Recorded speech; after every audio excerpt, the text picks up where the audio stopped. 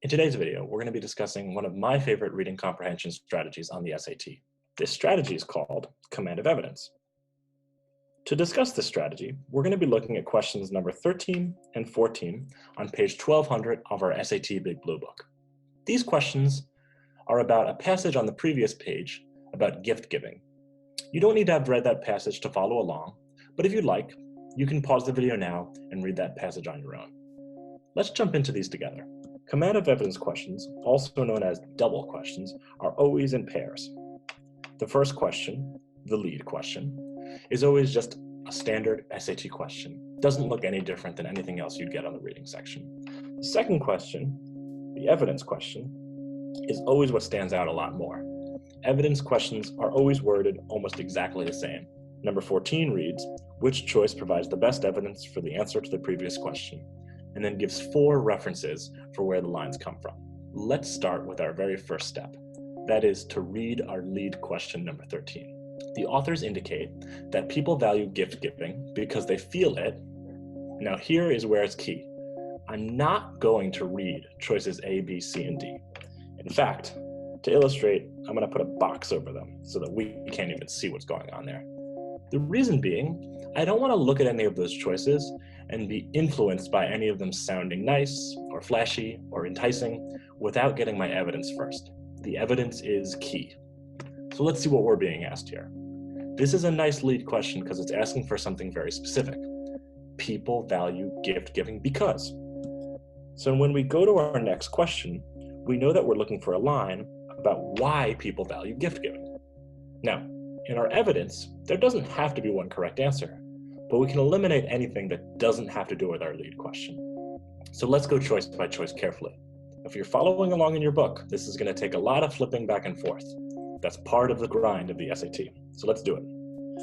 Looking at choice A here, lines 10 through 13, many relish the opportunity to buy presents because gift giving offers the powerful means to build stronger bonds with one's closest peers. Does this discuss why people like gift giving? It absolutely does. People relish it or enjoy it because it allows you to build bonds with your peers. Now I'm really enticed to jump back to my number 13 and pick a choice, but I should be extra careful and go through my other evidence lines. Let's read them together now. Lines 22 to 23. People buy gifts that recipients would not choose to buy on their own, or at least not spend as much money to purchase. Does this have anything to do with people enjoying gift giving? Not really. It talks about the motivation that people use to buy gifts, but not why they actually value it or enjoy it. So B can safely be eliminated. Now for choice C, let's read that one together. Lines 31 to 32. Research has found that people often struggle to take account of others' perspectives. Once again, this line is related to gift giving, but doesn't really directly touch on why people like it. In fact, if you look more into that line, it's actually a little bit why people struggle with gift giving. So C is definitely out. Next, we have lines 44 to 47. Although a link between gift price and feelings of appreciation might seem intuitive to the gift giver, such an assumption may be unfounded. I don't think this one also has anything to do with why people value gift giving. Maybe if I wanted to make a connection, I could say it has something to do with price, but I don't really think the connection is there. We got lucky in this evidence question. A lot of times you'll get 1, 2, or maybe even 3 choices that connect back to the lead question. In this case, there was one clear victor, and now all we have to do is pair it up. Sometimes your job might be a little bit harder, but that's fine, because what we do next is pretty simple. We know that A is our correct answer for number 14. Now that we've uncovered the choices for number 13, we can just pair it up with what we think is the correct answer. Remember, all of our biases and preconceived notions are out. We're looking for something that matches with building bonds with our peers.